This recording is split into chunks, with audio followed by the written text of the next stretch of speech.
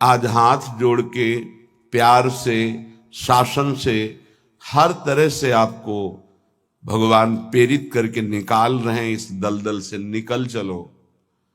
आपको अगर दलदल ही प्रिय है प्रपंच का, तो देख लेना एक समय आएगा कोई समझाने वाला नहीं होगा और तुम्हारी समझ नहीं होगी और तुम्हारा जीवन बहुत दूर प्रभु से होगा।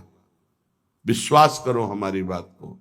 अभी अवसर है, निकल चलो। अभी तुम्हें हरि गुरु की बातें अच्छी नहीं लगती, अभी तुम्हें हरि गुरु का प्यार नहीं समझ में आ रहा, तुम्हें ऐसा लगता है कोई हमारे शरीर का प्यार करे तो वो हमारा प्यारा, इंद्रियों का दुलार करे सो हमारा प्यारा, हमारे मन के अनुकूल चलने वाला मिले, तो सच्ची मानिए सारी बातें हरि से पूर्ण होती है।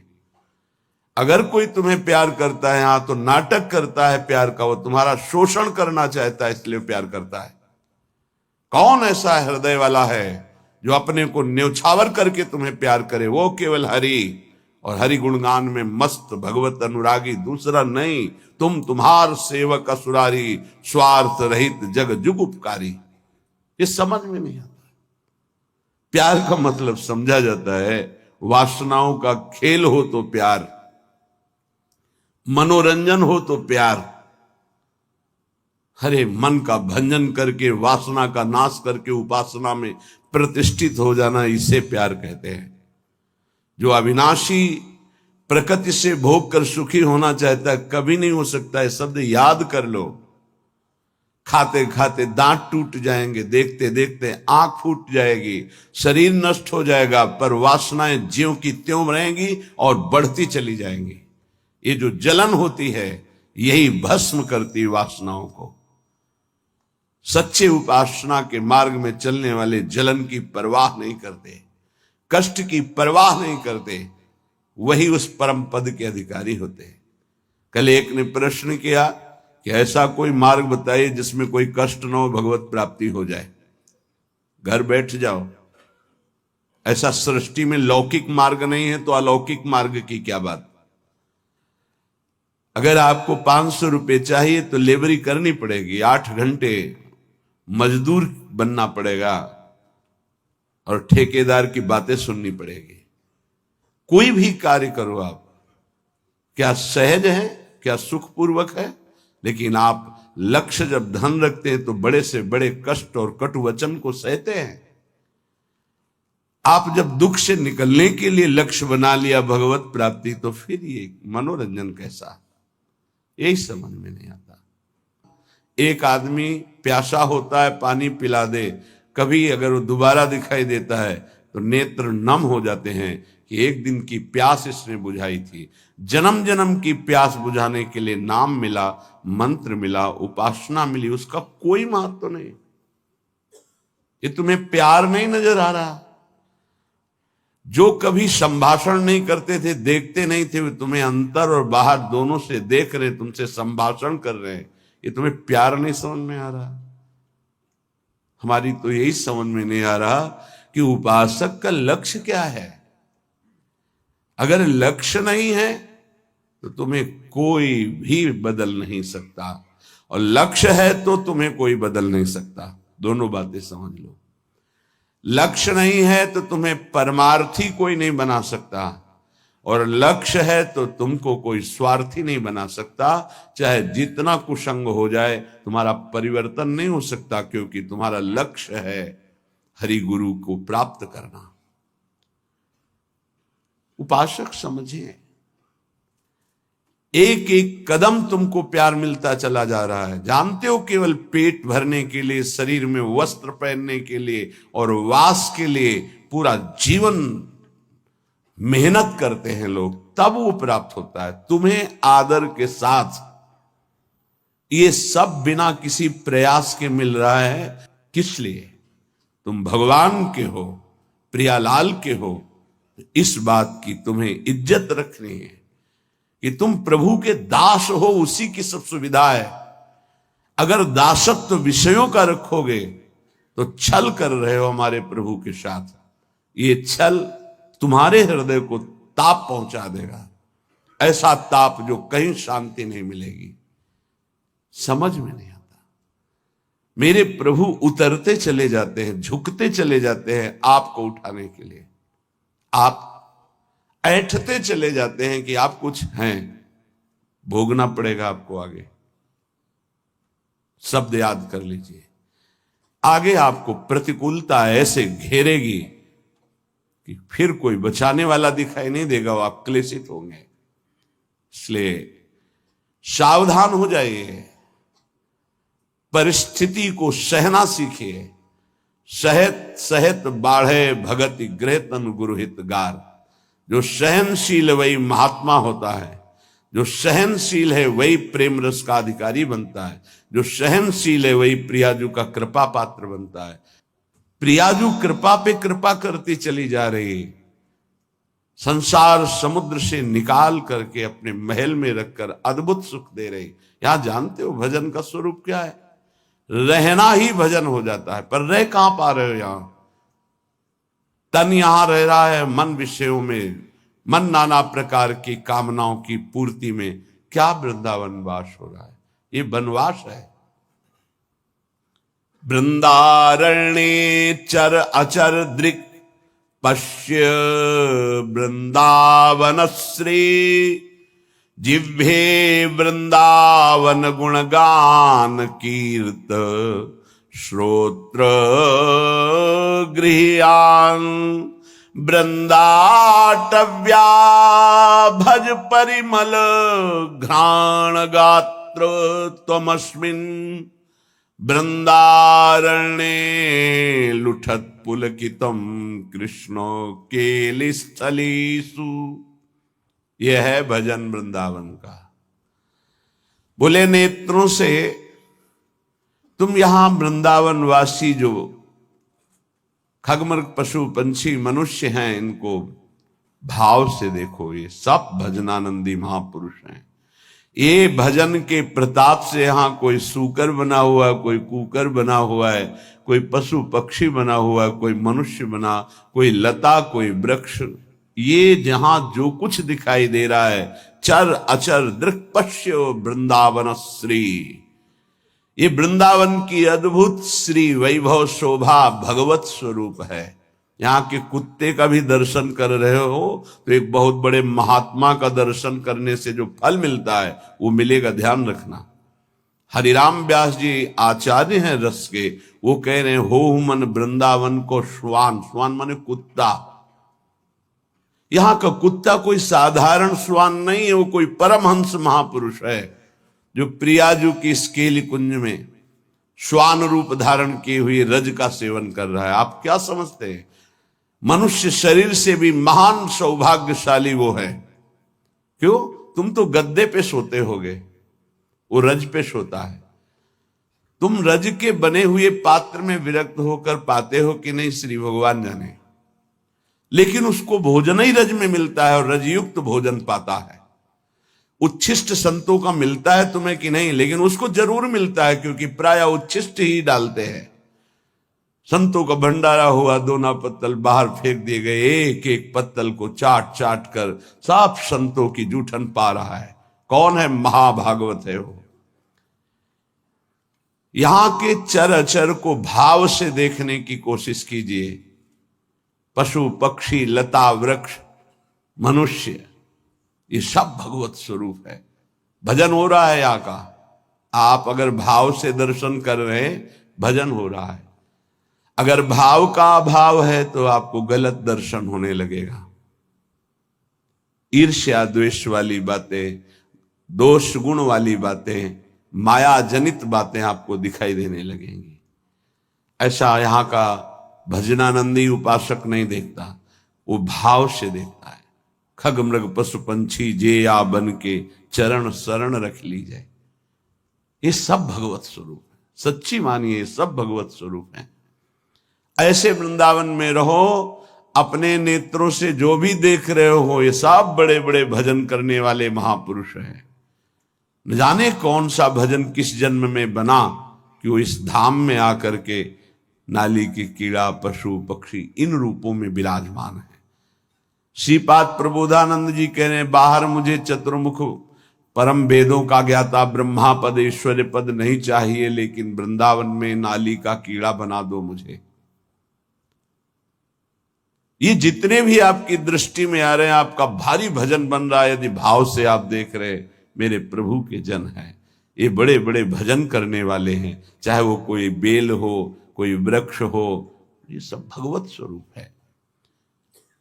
ऐसे तो अपने नेत्रों का भजन करो, ये नेत्रों का भजन है। अब जिह्वे वृंदावन गुणगान, जीभ का भजन है वृंदावन की प्रिया प्रीतम की रूप माधुरी, गुण माधुरी, लीला माधुरी, कुंज निकुंजों की ये जो चर्चा करते हैं, अर्थात श्रीमद चतुरासी जी गाते हैं, 42 लीला गाते हैं, श्रीमद राधा सुधा निधि, केली मालजू, महावाणी जू, ये सब वाणी का भजन हो रहा है, दिव्य भजन, वाणी की सार्थकता हो रही। नाम कीर्तन करते हैं, राधा राधा राधा, वृंदावन वृंदावन वृंदावन, जिह्वे वृंदावन गुणगान, जीव का भजन हो रहा है, खूब गुणगान कर रहे हैं प्रिया प्रीतम का। कीर्तय श्रोत, श्रवणेन्द्री का भजन हो रहा है, खूब नाम कीर्तन सुन रहे हैं, बड़ा सुख मिलता है जब यहां सब उपासक जन जोर से गाते हैं, आवाज पहुंचती, हृदय नाच उठता है। अहो भाग्य, अहो भाग्य, कीर्तन करने वाले और सुनने वाले दोनों का। नाम संकीर्तनम यस्य सर्व पाप प्रणाशनम, सारे पापों का नाश हो रहा है जब उच्च स्वर से प्रभु के नाम का कीर्तन कर रहे हैं। कीर्तन श्रोत्र, श्रवणेन्द्री से सुनने मात्र से प्रिया प्रीतम का प्रेम प्राप्त, ये बड़ी सामर्थ्य है कीर्तन में, गुण कीर्तन में जो पद गायन होता है। श्रवण सुनत प्रापक रति राधा पद अम्बुज सुकुमार। आप बैठे हैं यहां सभा में और गुण कीर्तन हो रहा तो कृपा की वर्षा हो रही, आप भींज जाओगे। रासमंडल में महाप्रभु हरिवंश चंद्रजू के प्राकट्य उत्सव का 1 महीने पद गायन होता है। हमारी एकांतिक रुचि संन्यास वृत्ति के कारण प्रारंभ में सदगुरुदेव भगवान ने कहा कि आप सभा में क्यों नहीं जाते, तो उनका रुचि नहीं, एकांतिक रुचि रही, अकेला रहना शांत ऐसे। वह नहीं, वो अब सब उसका फल मिल गया है, प्रियाजू के चरणों की शरणागति, तो जाकर के विराजमान होकर के वहां वाणी सुनो ना। वाणी सुनने मात्र से सभा में प्रियाजू की कृपा प्राप्त होती है, बस फिर आगे प्रश्न नहीं हुआ। गुरुदेव के वचन थे। अगर सभा है, ऐसे वाणी गायन हो रहा है, आप बैठे हैं, कुछ समझ में नहीं आ रहा, फिर भी आप निष्पाप हो रहे हैं, प्रियालाल के कृपा पात्र बन रहे हैं, ये बात समझनी चाहिए। कीर्तय श्रोत्र, गृह्यान वृंदाटव्या, भज परिमल घ्राण गात्र, त्वमस्मिन् वृंदारण्ये लुट पुलकितम कृष्ण केल स्थलीषु। तुम श्री वृंदावन के पुष्पों की सुगंध जो प्रियालाल के चरणों में समर्पित है, वृंदावन के पुष्प, ये खास बात है। जो हमारी ब्रजभूमि में प्रकट हुए पुष्प हैं, इनकी समानता करोड़ों रुपए का बाहर से पुष्प लाकर अर्पित करो तो मेरे प्रियालाल को उतना सुख नहीं होगा।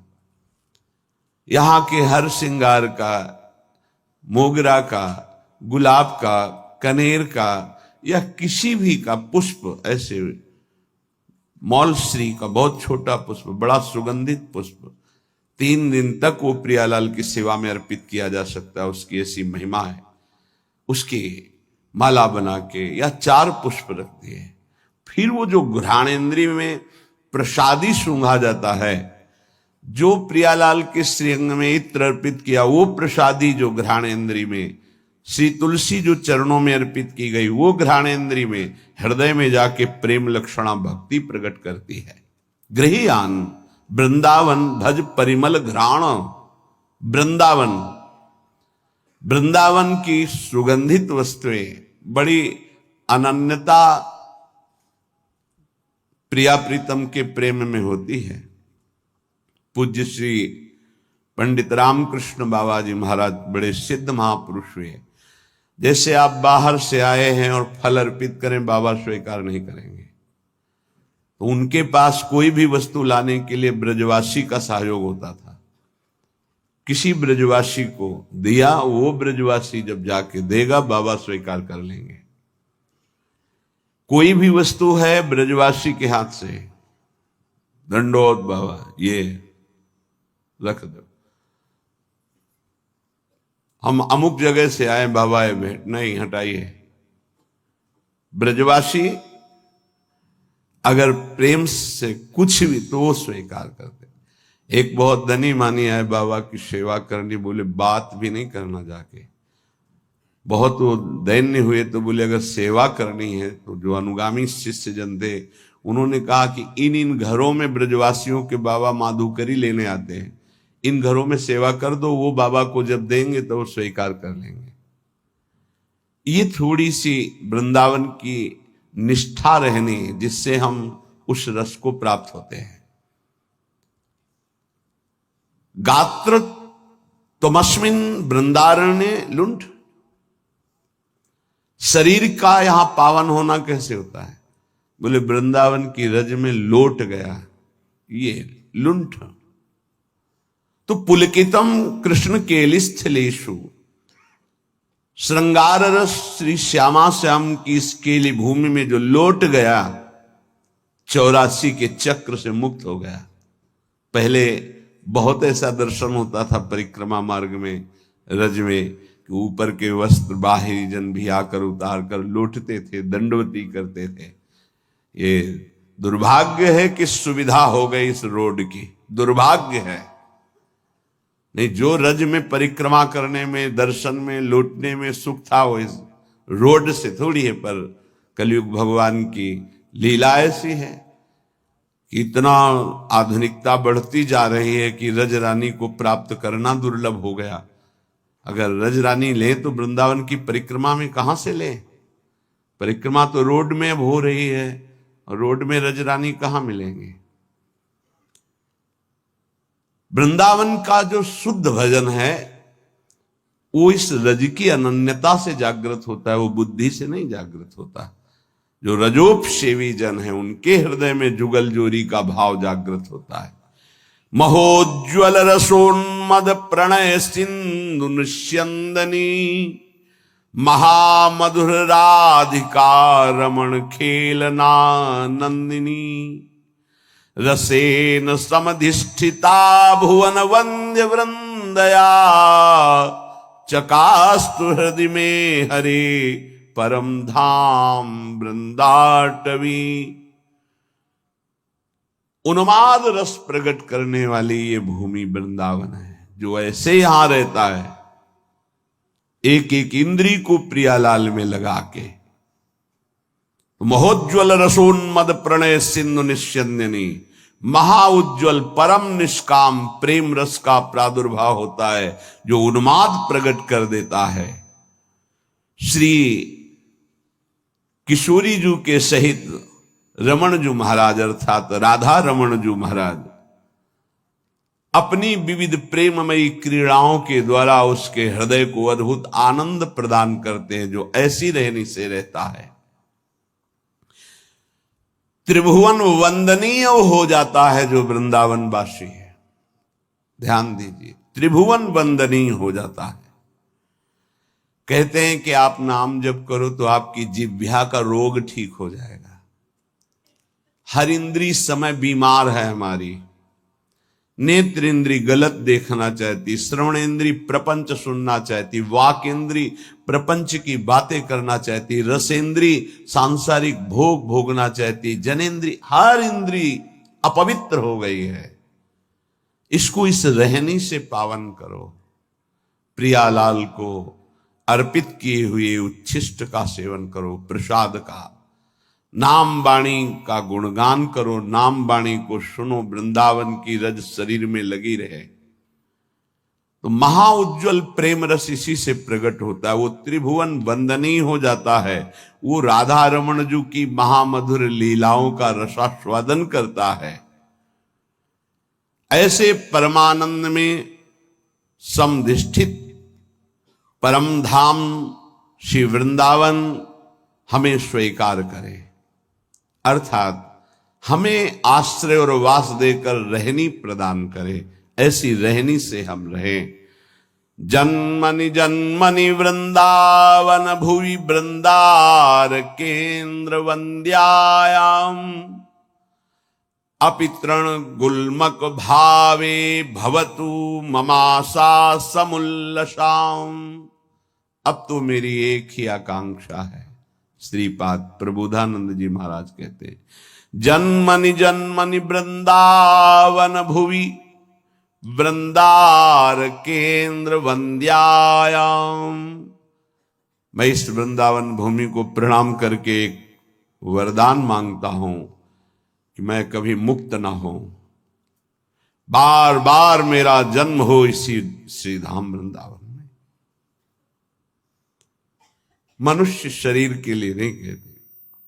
अपितृण गुल्मक भावे भवतु ममाशा समुल्लासम।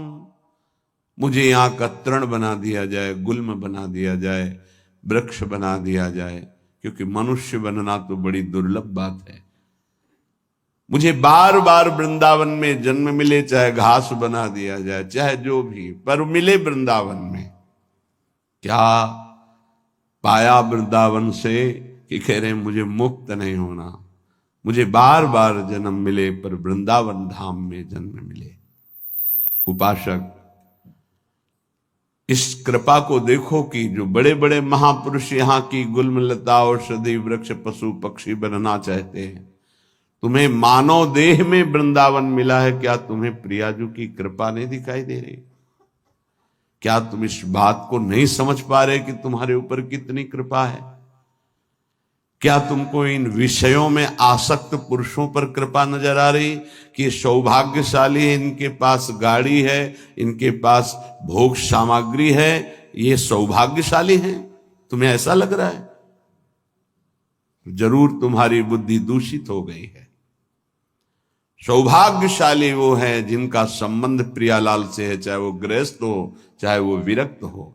सौभाग्यशाली वो है जिनका लक्ष्य बन गया है भजन करना, नित्य निरंतर अपने इष्ट के चिंतन में रहना। कैसा दुर्भाग्य है कि हम अपने प्यारे को छोड़कर संसार की कोई वस्तु व्यक्ति स्थान का प्यार चाहते हैं। कैसे धिक्कार है बुद्धि को, कैसे समझाएं? अरे बहुत थोड़ा समय है, अभी तो तुम इंद्रियों के भोग विलासिता की चाह कर रहे हो। अभी भयंकर रोग कोई प्रकट होने वाला है, तुम नहीं समझते हो। फिर क्या करोगे? फिर रोग निवृत्ति के लिए रोगे। कर्म कभी डंडा लेके किसी को नहीं मारता, ध्यान रखना। कर्म घटना बनता है, कर्म परिस्थिति बनता है, कर्म भयानक रोग बनता है, कर्म बुद्धि को भ्रष्ट करता है, कर्म डिप्रेशन बनता है, कर्म नाना प्रकार की कुचिंताएं ये बनता है। आप समझो, बुरी दशा आने के पहले बुद्धि बदली जाती है, बुद्धि को भ्रष्ट किया जाता है, बुद्धि को गिराया जाता है। गुरु कृपा पात्र, हरि कृपा पात्र, और बुद्धि को छोड़ दे विषयों की तरफ, ये तो बहुत बड़ी हानि का विषय है। सावधान, इस जन्म को मत बर्बाद करो। बहुत कृपा हो गई। कुछ देखी देखा बाबा जी बन जाता है, देखी देखा है। इसकी इसका बाढ़ा जोग, छीजी काया बाढ़ा रोग, सधुवई भाषा। एक ने देखा बाबा जी को तो बड़ा सुख है, उनको क्या पता सच्चे मार्ग के पथिक को जितनी मेहनत है विश्व में कोई सी को इतनी मेहनत है ही नहीं। सच्चाई से समझ लीजिए, कम से कम 5 बजे तक तो सोते ही हैं लोग, वैसे तो 9-10 भी बज जाते हैं। तुम मेहनत करते हो,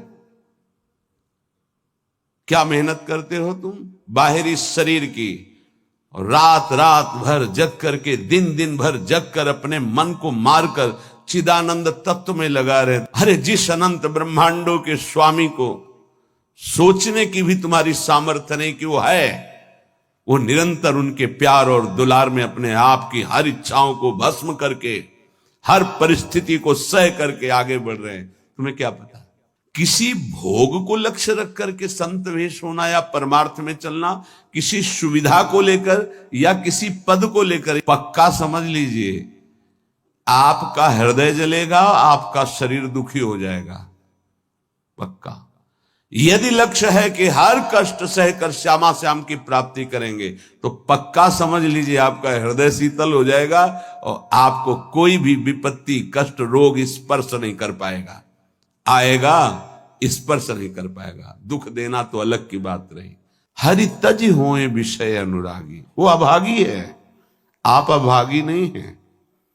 भगवत मार्ग के पथिक इस बात को समझें कि हमारी इंद्रियां जो भोगों की मांग कर रही हैं, उनका मांग पूरी हो जाना बड़े भाग्य की बात है। नहीं, ये अभागी का लक्षण है। हम मांगे और ना मिले और प्रभु के मार्ग में हमारी उन्नति हो, ये भाग्यशाली का लक्षण है। ये इंद्रियों की विलासता मन के साथ कितना भी आप कर लो, कभी पूरी होने वाली नहीं। जब तक आप अपने देह को स्त्री या पुरुष मानते हैं, इंद्रियों को, मन को अपना मानते हैं, भोगों को सुख मानते हैं, तो आप कुछ नहीं हैं। विश्वास कीजिए, कब तक हरि गुरु तुम्हारी इन इंद्रियों को तृप्त करने के लिए मनमानी खिलौने देते रहेंगे। हर तुम्हारी सोच को काल नष्ट कर देगा। इस सोच को यदि अविनाशी बना लोगे तो तुम अविनाशी हो, तुम अविनाशी परम पद के अधिकारी हो जाओगे। बहुत सावधान। श्रीधाम वृंदावन का आश्रय और वास मिलने पर यदि आपको सौभाग्य नहीं लग रहा, भगवत मार्ग में चलने पर आपकी रुचि नहीं बन रही, आपको संसार प्रिय लग रहा है, तो आप सोच लीजिए कि आपकी दुर्दशा कितनी बड़ी है और आगे क्या होगी। आज समझाने के लिए हरि गुरु तुम्हें प्रयासरत है। जब बच्चा खिलौने के लिए हठ ही कर लेता है, नहीं मुझे चाहिए ही, तो वही पैसा खर्च करके पिता खिलौना दे देता है। लेकिन अगर खिलौनों का हठ न करता तो गोद में बैठा लेता। कब तक खेलते रहोगे इन खिलौनों से? ना ये खिलौने रहेंगे, ना खेलने वाला तुम्हारा शरीर रहेगा। इसलिए सावधान। श्रीपाद प्रबोधानंद जी महाराज कह रहे हैं, वृंदारण्ये चर अचर दृक् पश्य श्री वृंदावनम। ये वृंदावन वासी को भजन के लिए कोई प्रयास नहीं करना पड़ता। स्वाभाविक भजन हो रहा है, पर आपकी महत्व बुद्धि नहीं है। महत्व बुद्धि भोगों में है, शरीर में है। सौभाग्य है कि तुम्हें कोई प्यार ना करे। ये बात हमारी समझ लीजिए, नहीं समझ में आएगी। सौभाग्य है कि तुम्हें कोई प्यार ना करे, दुर्भाग्य है कि भगवान से विमुख कोई हमसे प्यार करे। धिक्कार है हमारे भाग्य को यदि प्रभु के सिवा कोई हमें प्यार करे। ये बात नहीं सबकी समझ में आएगी। प्राकृतिक देह को मैं मानने वाला यही चाहता है कि मुझे कोई प्यार करे। कौन प्यार करे? हरि गुरु से बढ़कर कोई अहेतुकी प्यार करने वाला होता है, और वो प्यार कर रहे हैं, तुम्हें प्यार समझ में नहीं आ रहा। तुम्हें भोग विलासिता प्यार नजर आता है, संसार का प्यार नजर आता है, छल कपट वासना का तांडव ये तुम्हें प्यार नजर आता है। बहुत बढ़िया अवसर है, निकल चलो, नहीं भोगना पड़ेगा। आगे ऐसा अवसर आएगा जीवन में जो तुम्हें ऐसे गर्त में गिराएगा जहां से कोई निकालने वाला नहीं होगा।